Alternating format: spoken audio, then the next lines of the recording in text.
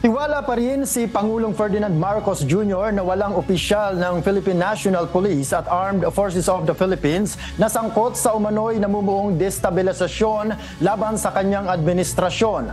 Kaugnay ito sa ipinahayag kamakailan ni dating Senator Antonio Trillanes IV na umano'y ouster plot na ipinaplano ng senior PNP personnel at retired AFP officials. Ayon kay Pangulong Marcos, hindi aniya kailangan na magsagawa ng loyalty check sa hanay ng mga pulis o AFP. Nanawagan naman ito sa kanila na manatiling profesional at maging tapat sa kanilang sinumpaang mga tungkulin sa bayan. I don't see, wala kaming report na in the ranks. Yung mga retired, baka merong mga gumagalaw na sumasama sa mga distab na ginagawa. Pero sa ating mga kapulisan, at siyempre lalo na sa officer corps, wala naman tayo nakikitang ganun na namumulitika ang mga pulis.